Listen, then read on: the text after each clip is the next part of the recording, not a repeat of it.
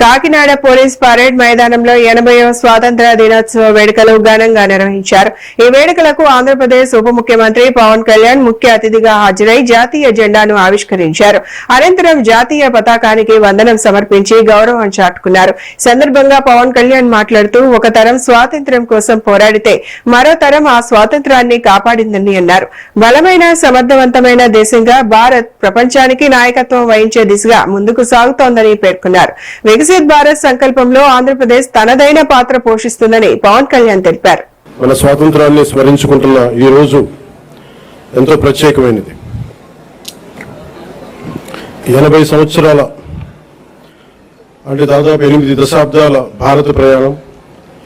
ఒక తరం స్వాతంత్రం కోసం పోరాడింది, ఒక తరం ఆ స్వాతంత్రాన్ని కాపాడింది, మరో తరం దేశ నిర్మాణానికి పునాదులు వేసింది. ఇప్పుడు భారతదేశం మరింత బలమైన సమర్థవంతమైన స్వయం సమృద్ధి కలిగిన దేశంగా ప్రపంచానికి నాయకత్వం వహించే దిశగా అడుగులు వేస్తున్న తరుణంలో ఆ మహత్తర ప్రయాణాన్ని మరింత వేగంగా మరింత గొప్పగా ముందుకు తీసుకెళ్లే బాధ్యత అన్ని తరాల మీద ఉంది, ప్రత్యేకించి కొత్త తరం మీద ఉంది.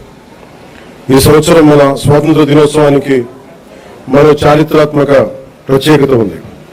మన జాతీయ గీతం వందే మాతరంకి 150 సంవత్సరాలు పూర్తవుతా ఉన్నాయి. స్వాతంత్ర సమరయోధులు కష్టాలు వారి త్యాగాలు ఫలితంగా మనకు లభించిన స్వాతంత్రాన్ని కేవలం ఒక చారిత్రక ఘట్టంగా గుర్తు చేసుకోవడం కాదు, స్వాతంత్రాన్ని అర్థం కల్పించే బాధ్యతను కూడా మనం గుర్తు చేసుకోవాలి. ఆ బాధ్యతను గుర్తు చేసుకోవడానికి కాకినాడ కంటే గొప్ప వేదిక మరొకటి ఉండదు. మన కాకినాడకి స్వాతంత్ర పోరాటంతో కూడా చాలా గొప్ప అనుభవం ఉంది. 1923లో కాకినాడలో జరిగిన అఖిల భారత కాంగ్రెస్ సమావేశం జాతీయ స్వాతంత్ర ఉద్యమ చరిత్రలో ఒక ముఖ్యమైన అధ్యాయం. జాతీయ చైతన్యానికి కాకినాడ ఒక వేదికగా నిలిచిందనడానికి ఒక గొప్ప ఉదాహరణ. అదే స్ఫూర్తిని మన చుట్టూ ఉన్న ప్రజల జీవితాల్లో కూడా మనం చూడవచ్చు. ఈ తీర ప్రాంతంలో తుఫాన్లు వస్తాయి, సముద్రపు కోత ఉంటుంది, భారీ వర్షాలు ఉంటాయి, ప్రకృతి అనుక్షణం ఎన్నో సవాళ్లు విసురుతూ ఉంది. అయినా మన మత్స్యకార సోదరులు సముద్రంలోకి వెళ్తారు, రైతులు పొలంలోకి వెళ్తారు, నేతలు తన మగ్గాలలో ముందు కూర్చుంటారు, కార్మికులు తమ పనిలోకి వెళ్తారు, యువత తమ భవిష్యత్తు కోసం ముందుకు సాగుతూ ఉంది. కుటుంబాన్ని నిలబెట్టడానికి, సమాజాన్ని ముందుకు తీసుకెళ్లడానికి సామాన్య మనిషి ప్రతిరోజు చేసే పోరాటం ఈ దేశ నిర్మాణంలో భాగం.